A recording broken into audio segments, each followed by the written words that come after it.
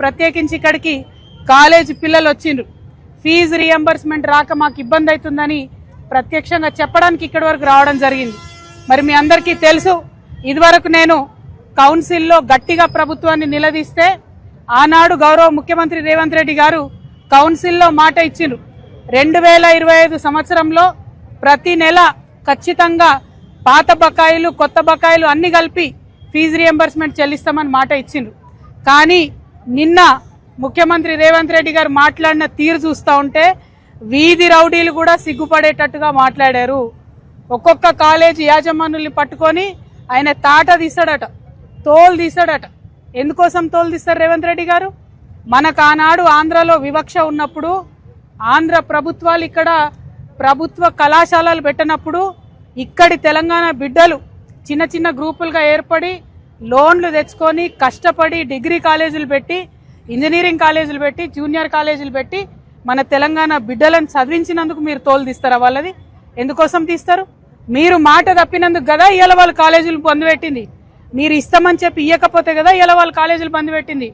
College యజమానులకు మేము కూడా అప్పీల్ చేసినాం, మీరు సింబాలిక్ గా 1-2 days బంద్ చేయండి, పిల్లల చదువులు ఎఫెక్ట్ పడకుండా చేయండి, మీ తరఫున కొట్లాడతామని మేము కూడా అప్పీల్ చేసినాం. మరి మీరు కాంట్రాక్టర్లకు పైసలు ఇస్తారు ఎట్లా, కాలేజీలకు పైసలు ఇయ్యారు ఎందుకు?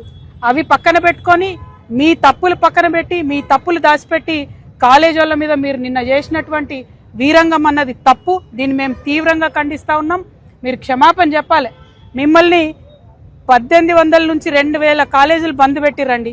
మీరు నిన్న 2-3 పేర్లు చెప్పారు.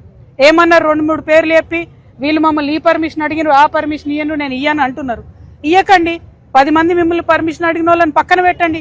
మిగతా 100లాది కాలేజీలు ఏం చేసినాయి మిమ్మల్ని? మిగతా 100లాది కాలేజీలో చదువుతున్న పిల్లలు ఏమైపోవాలా? వాళ్ళ భవిష్యత్ ఏమైపోవాలా?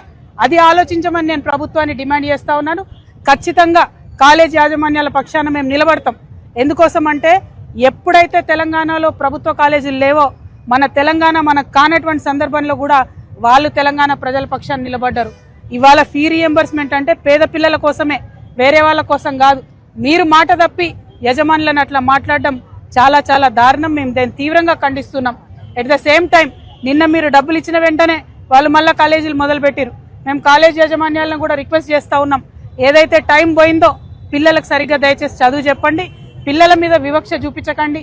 అవసరం అనుకుంటే మీ పక్షాన మేము పోరాటం చేస్తాం. మళ్ళొకసారి ముఖ్యమంత్రి గారు తన వీధి రౌడీలాగా మాట్లాడేటటువంటి భాషను మార్చుకోవాలని డిమాండ్ చేస్తా ఉన్నాం.